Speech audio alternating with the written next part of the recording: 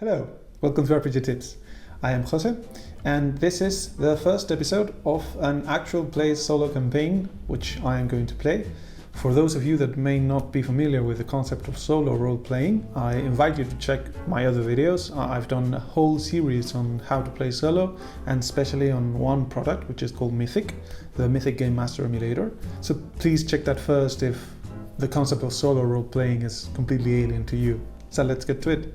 This is something that I've been wanting to do for a long time, and some of you have also requested it, so I hope that we all get to enjoy the emerging story that comes from the dice and the generators. Regarding the rule sets, I'm going to use Mythic for my GM emulation duties, and I'm going to use Worlds Without Number by Kevin Crawford as my RPG. It's an OSR very similar to Dungeons & Dragons. If you know how to play Dungeons & Dragons, you basically know how to play Worlds Without Number with a few caveats. They will come up in play.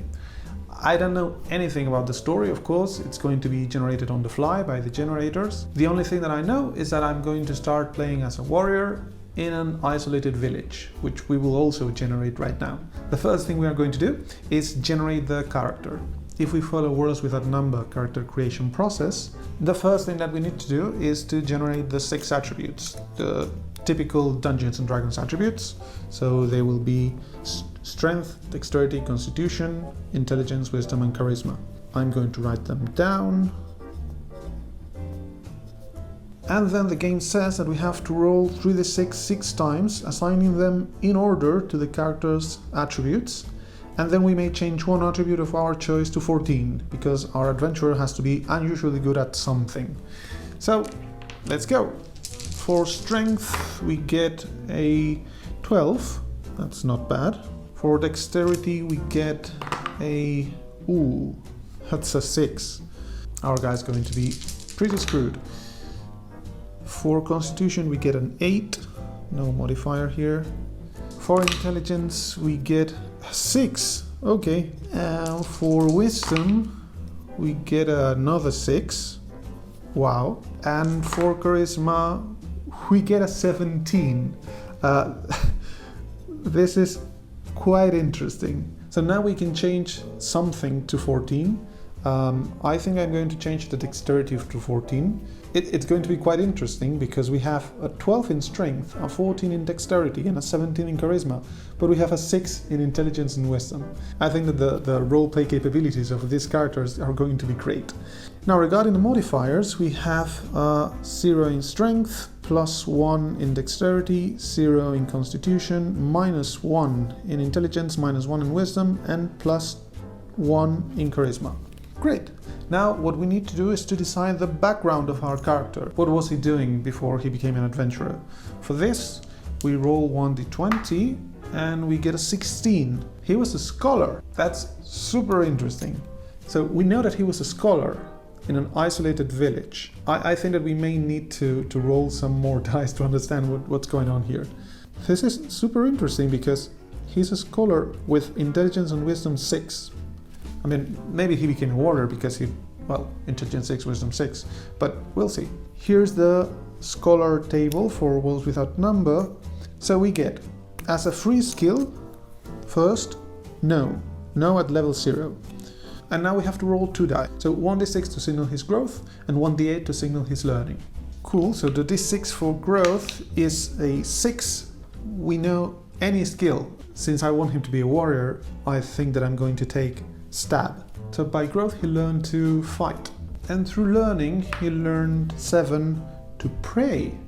Okay, this guy's not a scholar per se, this guy's an acolyte at the temple. That's very interesting.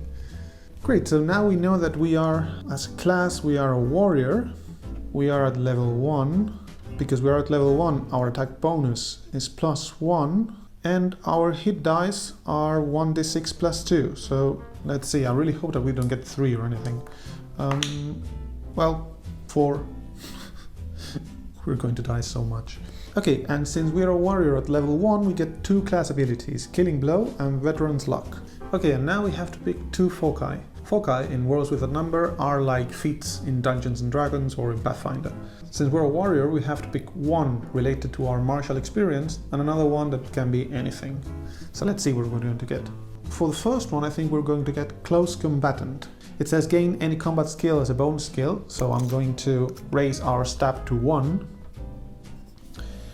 You can use knife-sized thrown weapons in melee without suffering penalties for the proximity of melee attackers. You ignore shock damage from melee assailants even if you are unarmored at the time, but invoking this benefit disrupts any spell casting you might do that round due to the need for violently active evasion. This is very interesting, because in Worlds Without Number, combat is quite dangerous. There's this thing called shock. If you're attacked by something, unless you're well armored, you're going to get hurt, just a bit. And having 4 hit points I think is going to be quite important not to be hurt by this. And for the second one, I'm going to pick Wayfinder. You are always aware of your location and the direction of north, assuming north exists in your context. You never become lost and can always find your way back to a place you have been. You can always find your way to any city or place that you have some forms of directions to. If you are teleported against your will, you don't know your location until you can find a landmark you recognize. I think that's going to be quite useful for our travels. I find quite interesting how we are already getting a very good image of the character.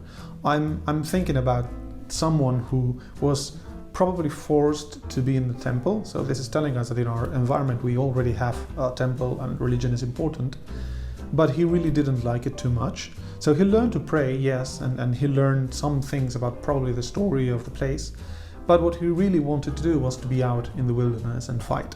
And now for the final touches. The first thing we have to do is pick one skill of our choice to reflect our hero's past interests, talents or professional work, gaining it at level 0 proficiency. I think it's going to be survive. It really makes sense for the character. And lastly, for our equipment, I think I'm going to pick the equipment package for the Gentry Wayfarer, because it fits in. So what we have is a buff coat that gives us AC 12, a small shield, a short sword, backpack, rations for 1 week, a water skin, fine suit of clothing carried in the pack, a writing kit and 20 sheets of paper, and 20 silver coins in cash. And that's the character. The only thing that we need now is a name for him, and for that I will use the name list in Ironsworn, which is quite good. Okay, it's here, Iron London names, and the name is... That's 30, Vesna. Vesna sounds like Vecna. For his surname, let's tie him with his village. So he's going to be Vesna from somewhere. So we go back to Ironsworn for the settlement name, and it's going to be, first of all, that's an 18. A man-made edifice. What is it? Why is it important to this settlement's history? And it is 8, Whitebridge. So we are Vesna from Whitebridge.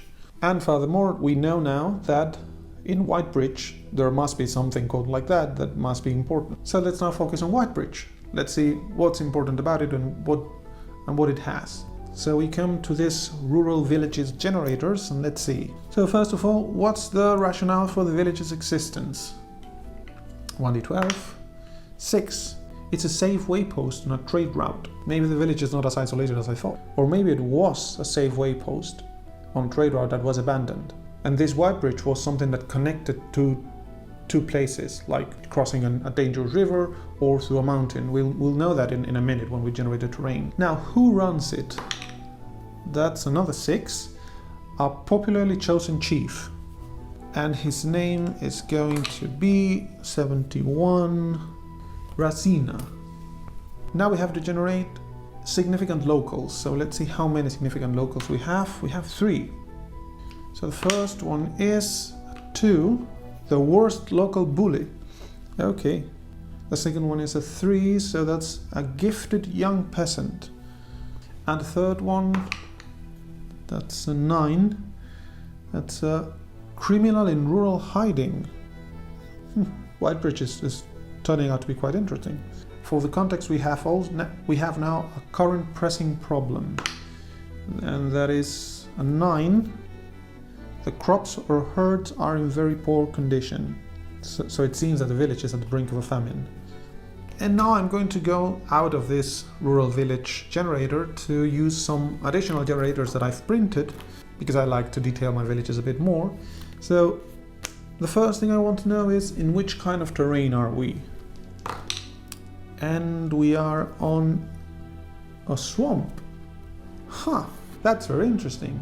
So maybe the actual Whitebridge was an ancient stone structure that was built to cross a swamp to allow for a trade route that was abandoned, and they actually expanded, building stone extensions and wooden extensions from that bridge to build the actual village over the swamp. That's nice, but where do they have the crops?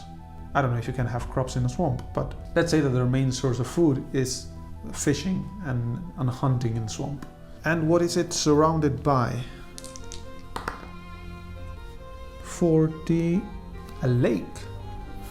So the village is actually built over an ancient structure that's built over a swamp, and it has close to it a lake, which reinforces the thought that their source of food was fishing.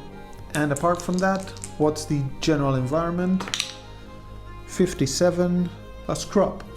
So we can now start to picture the village of Whitebridge, the remnants of a settlement that once was probably very rich, because it served as a very important crossing point. So they probably had more used buildings than what they have now. It would make sense that they have moved to the area closer to the lake, because that's going to be their main source of food. And the Whitebridge itself is used, but probably in disrepair condition. Actually, let's roll for that. Let's roll for the location descriptor and errands one for the Whitebridge itself.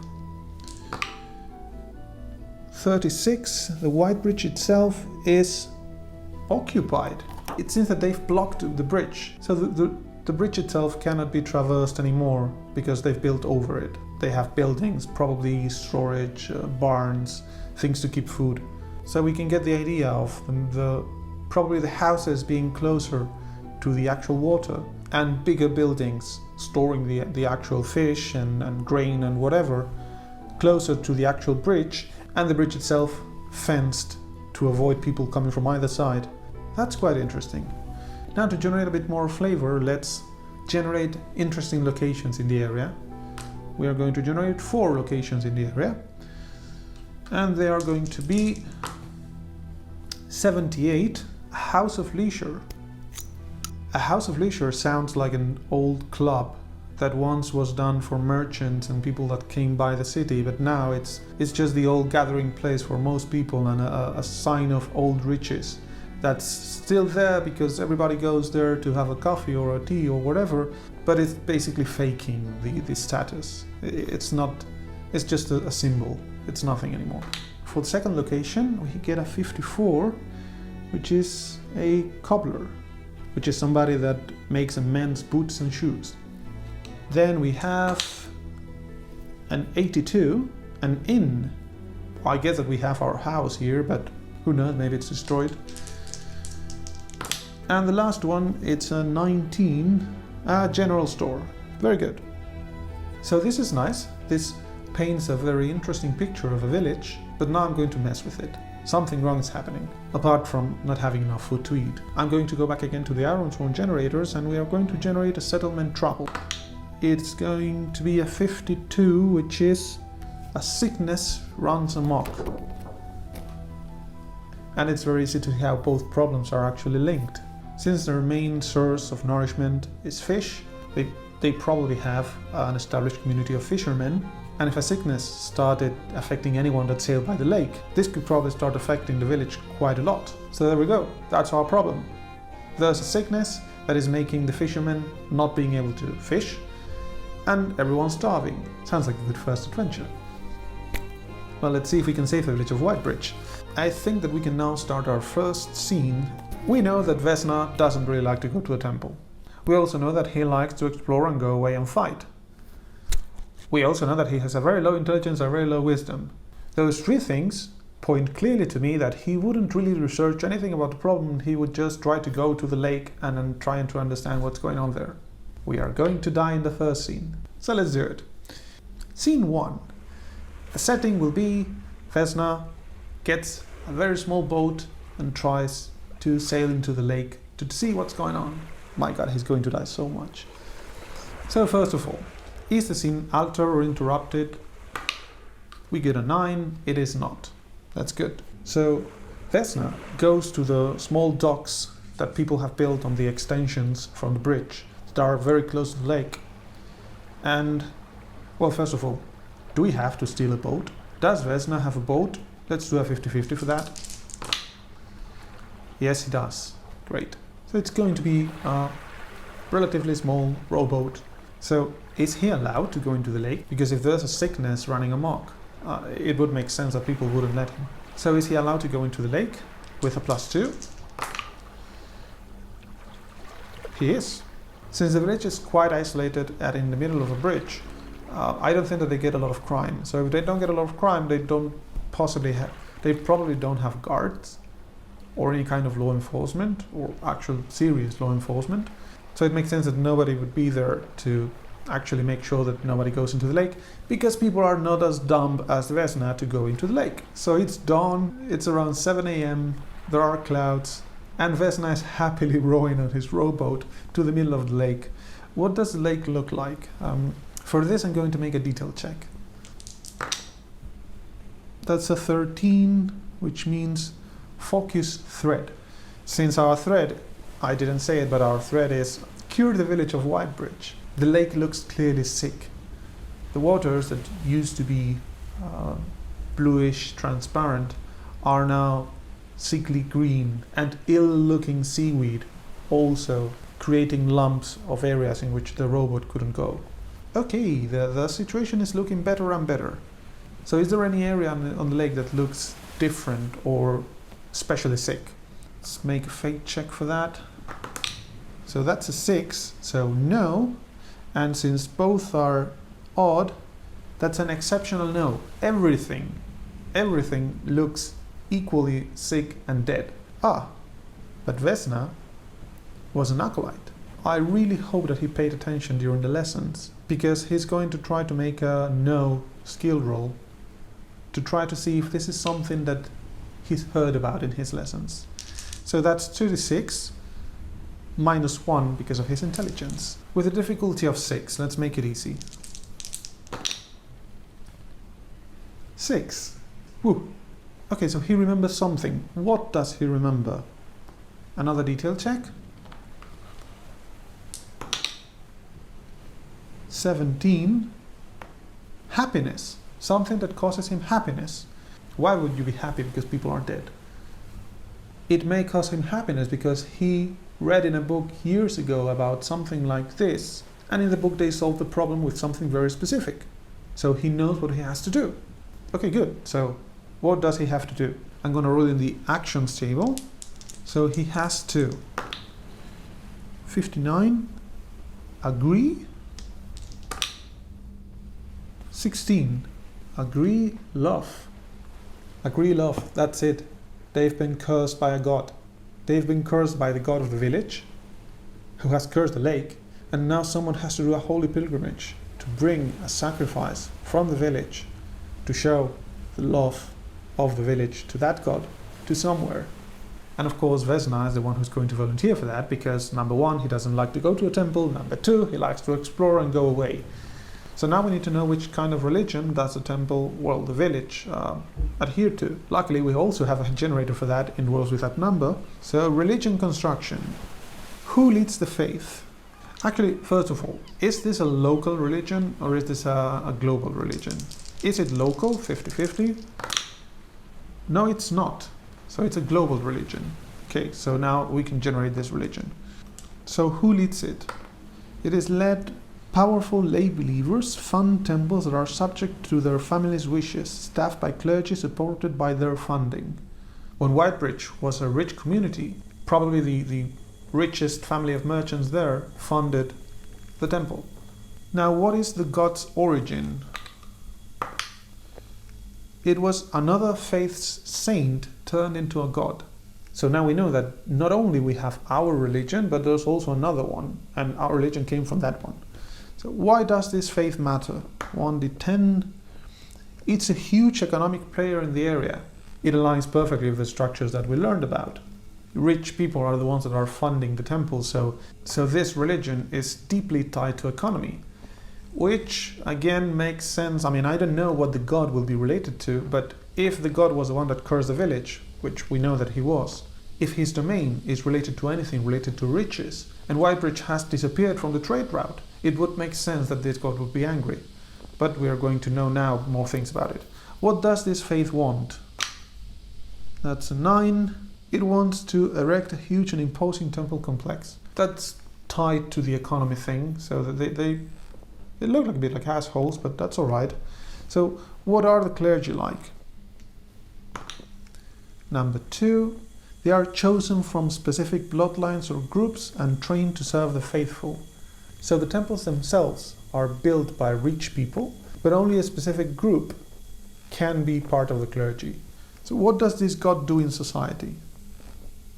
1d20, 14, it gives good luck to his petitioners.